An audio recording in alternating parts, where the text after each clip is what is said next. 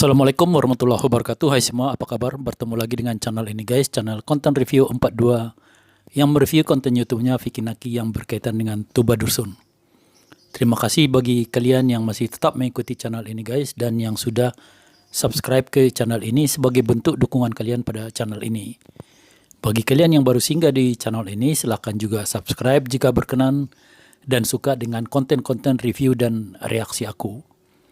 Kita lanjut reaksi podcastan Vicky bersama Bung Densu ya guys. Vicky sendiri terlihat di sini santai ya, dan siap kayaknya untuk buka-bukaan sampai pada mungkin sampai pada yang mendasar sekali. Dia jujur menyampaikan kondisi dirinya dulunya yang begitu suram ya, negatif, nggak ada maunya selain main game ya. Ini pengakuan terjujur Vicky ya. Salut dia tidak menutup-nutupi itu semua. Karena memang masa lalu itu sekelam apapun itu tetap masa lalu yang kita bisa merubahnya kini dan untuk masa depan ya. Aku rasa dengan figur Vicky saat ini, apapun masa lalunya akan dianggap orang ya, it is what it is ya. Yang penting sekarang Vicky nggak demikian lagi ya. Menarik guys ya. Jadi makin penasaran nih sedalam apa yang akan digali Bung Densu dan sejujur apa Vicky akan menjelaskannya. Kita langsung ke videonya guys. Balik lagi. Cuma yang diurus cuma Vicky Naki doang. Di Snap MOBA udah, maybe not. Yang MOBA-nya udah enggak. Udah enggak. Jadi fokusnya ke Vicky Naki doang. Jadi itu yang diurus. Nah, itu kan perjalanan panjang tuh di situ, di Ome TV tuh. Pasti kan banyak pengalaman. Jadi lu belajar kehidupan itu dari Ome TV kan. Iya, Lu ketemu dari banyak layar, orang. Bener-bener dari layar doang. Lu ketemu banyak orang Exactly. nih. Setiap hari lu di situ. Iya, setiap hari. Bisa berapa jam lu di depan? Dulu ya, kalau dulu 12 jam. Jadi dengan mulai main Ome TV itu, Vicky makin terbiasa berkomunikasi ya dengan berbagai orang ya, walau itu virtual ya, dunia maya. Tapi setidaknya untuk praktek berkomunikasi itu akan lebih nyaman ya lewat dunia maya ya, karena tidak saling kenal dan kalau tidak suka bisa skip aja. Kalau kita salah ngomong ya udah lupain aja ya, nggak bakalan ketemu juga lagi kok. Beda jika di dunia nyata. Di sini mungkin Vicky mulai merasa, oh begini loh berkomunikasi itu, nggak sulit-sulit amat ternyata ya. Orang pun responnya biasa-biasa aja ya, orang welcome aja ngobrol sama dia ya. Hingga dia makin percaya diri berhadapan dengan orang lain, walau masih di depan layar. 8 jam. Hidup lu di situ tuh kayaknya. That's Seru tapi that ya. was my life. Seru. Apa paling hal yang lu kayak ibaratnya tertarik tuh, penasaran. Lu kayak pengen penasaran apa di Ome TV tuh? Ketemu orang siapa? Ya itunya sebenarnya kayak bakal ketemu siapa lagi ya, bakal ketemu orang yang gimana lagi, bakal ngebahas apa lagi gitu. Karena mereka pun banyak masalah gitu, dan kadang-kadang mereka juga share ke kita. Gitu. Oh gitu. Aku juga sebenarnya agak bingung ya apa tujuan orang-orang di Ome TV itu bisa betah terus-menerus ngobrol dengan stranger ya, dengan orang yang nggak dikenal ya. Ternyata ini ya salah satunya membuat mereka excited ya, menarik bagi mereka ya. Karena di situ ada faktor surprise ya. Siapa lagi yang bakal aku temuin? Masalah apa lagi yang bakal dibahas dengan orang yang akan aku temuin ya. Jadi ternyata tidak cuma sekedar memperlancar bahasa asing doang ya guys. Make sense ya. Jika akhirnya mereka berbulan-bulan gak bosan main Ome ya. Walaupun ada yang main Ome itu untuk cari konten ya, ada juga ya. Sama seperti maunya Vicky gitu. Dan public speaking lu jadi bagus nih. Daya tangkap lu juga jadi cepet. Orang paling aneh seperti apa yang pernah lu temuin di Ome TV? Sebenarnya nggak aneh-aneh banget sih ya. Cuma kayak ya mereka kadang ada di kamar mandi lah. Mereka ada ya kayak gitu-gitu. Apa ada di kamar mandi, ada yang nggak pakai baju ya gitu. Cewek? Cowok cewek both. Serius loh? Serius. Naked? Fully. Boleh? Sebenarnya sih nggak boleh. Wih, bahaya tuh. Iya, bahaya banget. Iya, itu pasti kena ban langsung. Jadi dia awalnya tuh gelap nih. Oke, awalnya gelap ya. Gelap, dia kayak tutup sama sesuatu gitu. Ngobrol, asik. Wah enak nih, cewek ini ngobrol enak.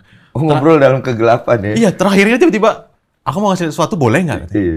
Ya silakan, dibuka, jebret. Iyalah, orang-orang yang muncul di sana memang dari latar belakang yang beragam ya. Jadi keanehan pasti akan muncul sehingga platform dari Ome TV yang seharusnya bermanfaat itu jadi menakutkan bagi sebagian orang ya. Bukan di Ome saja loh. Di mana saja ya pasti ada yang melakukan hal-hal negatif di tempat yang semestinya positif ya. Gak heran sih kalau aku. Sekilas saja. Lama nggak tuh? Ya 2 detik, 3 detik. Habis itu what happened? Kayaknya dia dikena ban langsung. Oh, jadi pasti akan kena ban Kena ban gitu. itu, Oh, iya. itu peraturannya. Iya. Nah, sebenarnya orang-orang kayak gitu carinya apa sih Nah sebenarnya? ini pertanyaan yang sama juga Vicky pertanyakan selama ini. Kayak Ome TV kan buat ngobrol, buat ini ya. Cuma sering disalahgunakan ya untuk kayak gitu. Ya itu tadi ya, mungkin ada masalah kejiwaan atau masalah ingin eksis ya. Kita lihat saja Allah sudah memberikan kepada manusia kulit yang begitu cantik dalam keadaan mulus, malah ditato jadi serem. Motor yang didesain pabriknya dengan bagus, dipermak jadi tinggal kerangkanya saja. Pakaian bersih, dicoret-coret. Ya. Banyak hal yang sebenarnya terjadi juga di luar sana seperti yang terjadi di Ome ya. Di mana seharusnya itu sesuatu yang positif akhirnya menjadi negatif. Makanya, Emang bisa ngasilin cuan? Enggak. Enggak. Paling exposure ya. Ya, Jadi terkenal. bisa jadi. Oh. Tapi kalau ngasihin duit dari Ome TV enggak. Jadi kayak kebanyakan juga orang mikir, wah Vicky ini dibayar sama orang Ome TV, Iya. Ome TV. Enggak. Tapi akhirnya dihubungi Enggak. sampai hari ini. Iya. Mereka enggak peduli. Vicky lagi siapa? I don't care. Aku rasa Ome untuk saat ini ya memang demikian ya. Sama dengan YouTube yang awalnya juga dulu tidak bisa menghasilkan cuannya. Tapi jika penggunanya sudah semakin banyak dan makin populer maka iklan akan masuk ya biasanya ya. Dan karena iklan masuk maka agar orang tetap betah main di Ome, pihak Ome akan memberi balasan cuan nantinya. It's business ya, however. Oh, Ome TV ini dari mana sih sebenarnya aslinya? Nggak tahu ya juga. Cuma kemarin sempat baca ada dari Prancis atau Swiss atau mungkin ini gabungan dari beberapa negara ya atau beberapa instansi atau organisasi mungkin nggak tahu. Karena ada beberapa aplikasi website namanya itu Chatrouletka 1, Ome TV 1, MiniChat 1. Ini aplikasinya beda. Micet nggak ada micet. MiChat. Lu nggak tahu ya? Oh, nggak tahu. Iya. Soalnya itu katanya sekarang lagi rame ada micet gitu. Oh, mau main MiChat? Belum. Mau coba? Takut katanya. Mahal-mahal di situ katanya. Apanya mahal? Bung Densu ini mesum nih. Yang dibilang minicet malah dipelesetkan kayak micet. Yang aku rasa maksudnya mijet. Tapi mijet yang gituan-gituan itu ya. Ya udahlah. Ini susah dijebak nih. Parah, Lanjut. parah. Gak teman-teman gua. Kemarin ada yang selingkuh di micet katanya. Ya, Udah lanjut lah. Parah. Terus. Lu lagi ngejelasin gua potong lagi. Sampai mana sih? Lu. Tapi hebat lu, dari introvert tuh bisa jadi ekstrovert tuh. Lu bangga gak sama diri lu gara-gara Iya. itu semua? Orang tua lu ngelihat lu berubah kayak gitu, mereka bingung nggak? Nggak bingung sih. Maksudnya, ya mereka sering banget bilang, Mama bangga sama Vicky, Mama bangga sama Vicky. Oh ya. Ya pastilah. Ya, Mama Eva pasti bangga ya. Tapi kalau Mama Eva nonton wawancara ini, pasti dia akan senyum-senyum. Kenapa? Beliau itu dulunya bilang Mama bangga di awal ya, di awal Vicky sudah menghasilkan itu. Aku kira karena Mama Eva merasa dia sudah salah paham pada anaknya. Yang semula dia rasa nggak ada maunya, nggak mikir apapun selain game. Tapi ternyata Vicky itu menurut dia ternyata berpikir keras untuk menghasilkan sesuatu. Padahal nggak juga kan. Vicky itu nggak mikir panjang, dia cuma iseng doang. Hanya kebetulan didukung oleh tongkrongan yang enak dilihat dan suara yang enak didengar yang membuat banyak orang yang betah ngobrol dengannya di Ome ya. Bisa dibilang unsur kebetulan dan keberuntungan sangat dominan di sini. Tapi kalau di kondisi sekarang ini ya sudah seharusnya lah seorang Mama Eva bangga banget dengan Vicky ya. Karena sekarang ini dia sudah menjadi seorang pekerja keras ya. Bahkan ini sempat diakui oleh Baim sendiri ya. Dia itu seorang pekerja keras kata Baim. Ya. I swear, ya. Dan lu happy lah pasti ya. Wow, pasti. so happy, of course. Nah ini kan gue dengar sedikit, lu tuh nggak pernah mau ngobrolin tentang background keluarga katanya. Apa yang lu hindari biasanya kalau kayak gitu? Yang lu nggak mau you expose or people want to know gitu. Apa yang lu jauhin? Apa ya, maksudnya, ya kalau dari keluarganya kan agak sensitif aja sih. Betul. Kalau Vicky. Apa sih sensitifnya apa gitu loh? Background lu apa yang bikin sensitif? Sebenarnya kalau dari keluarga nggak terlalu, nggak boleh juga ya. If you wanna ask something, sure. Nih I'll kayak answer. contoh gue dengar katanya lu berasal dari orang yang Bung Densu mulai beralih ini dari Vicky ke menggali tentang kehidupan keluarganya Vicky. Jawaban Vicky, dia berasal dari keluarga yang ekonominya rendah banget. Serendah apa kira-kira? Akankah Bung Densu mampu mengeroknya? Akankah Vicky mau menjawab jujur? Jadi deg-degan aku guys. oh, rendah banget. Iya. Malah Serendah apa coba? Oke, jadi dulu kita sempat oke lah. Papa punya usaha, punya beberapa cabang, yang akhirnya semuanya bangkrut. Akhirnya semuanya bangkrut dan udah nggak kerja lagi. Dan sempat kayak cari-cari ulat. Iya, cari ulat buat dijual. Ulat-ulat bisa buat mancing gitu, bisa buat ada vitamin-vitamin gitu Di katanya. cerita sini nih ya. Di sini, Terus ke sini, ini. sini. Mama nggak kerja.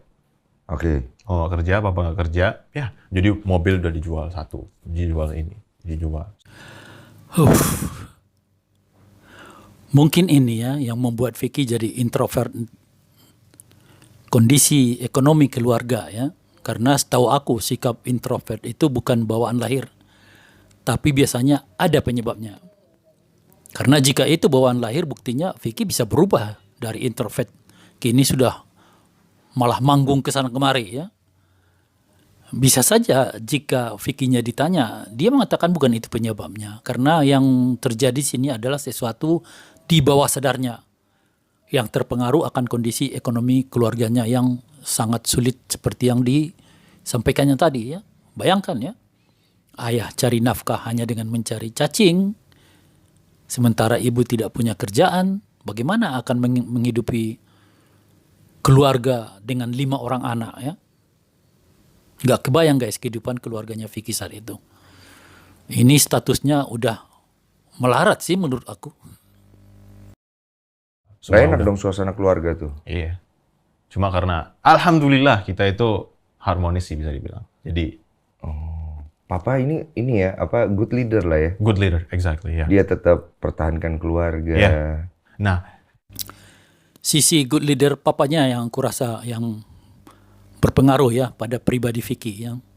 Sehingga ketika dia sudah jadi orang seperti sekarang ini, dia pun jadi sosok yang sangat mengayomi keluarganya ya. Dan good leader itu juga yang aku rasa yang dilihat Tuba pada diri Vicky. Sehingga dia yakin hidupnya akan terlindungi, terayomi bersama Vicky ya. Di live TikToknya Tuba mengatakan very comfy ya with Vicky. Sangat nyaman dengan Vicky. Manggut-manggut aku guys. Makin paham situasinya. nah apa yang memotivasi dulu itu, waduh nih nggak lihat keluarga begini, lihat papa begini, kasihan. Tapi lu sempat ngerasain hidup enak dong.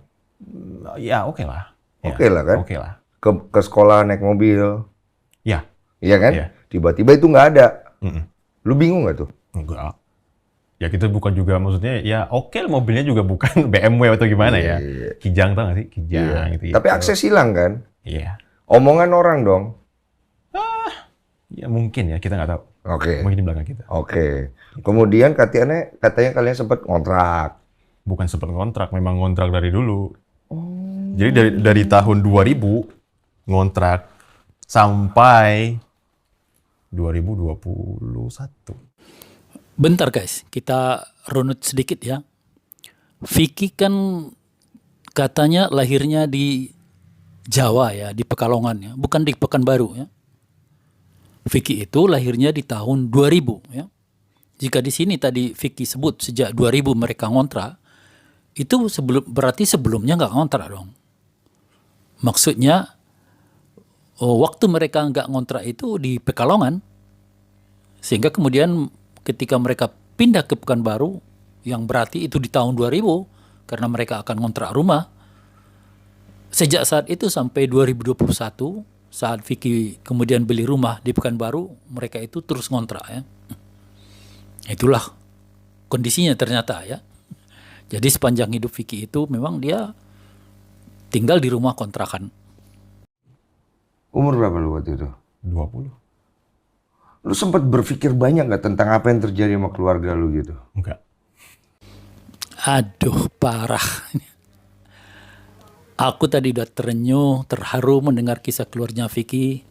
Ketika ditanya sama Bung Densu, apa saat itu Vicky memikirkan keadaan keluarganya, Vicky jawab dengan enteng sambil senyum, enggak. Anak ini polos banget, tahu nggak sih? Bung Densu pasti melongo dengar jawaban begini ya. Ini anak memang awalnya nggak bisa diharap nih. Simpati pada kondisi keluarga saja kagak. Tahunya main game 24 jam. Ya memang Vicky jujur itulah dia saat itu. Di usia remajanya ya, polos banget. Ya. Kalau ada Mbak Bella di dekatnya mungkin Vicky akan dicubit biar nggak polos-polos banget jawabnya. Jaim dikit dong. Tapi sikap jujur Vicky ini positif guys ya. Dia tidak menutupi dan kemudian mengakui bahwa dulunya ya begitulah dia. Yang penting sekarang dia udah berubah ya. Tidak seperti dulu lagi ya. Nah, silahkan kemudian kalau ada yang membenci aku karena kisah masa lalu aku, atau ada yang menyukai aku apa adanya kini ya. Fair enough ya. Fair enough. Oh, durasinya yang tersisa masih panjang guys. Feeling aku nih, ini akan makin serem nih. Karena belak-belakan banget ya. Tapi kita cukupkan aja dulu sampai di sini. Walau aku sudah nggak sabar untuk mengetahui apa yang terjadi di sisa interview ini. Oke guys, sampai di sini reaksi kita. Jika kalian suka dengan reaksi aku, silakan like, comment, dan share. Dukung terus channel ini guys, selaku sesama pendukung dan fansnya Vicky dan Tugba. Assalamualaikum warahmatullahi wabarakatuh. See you in next video. Bye-bye.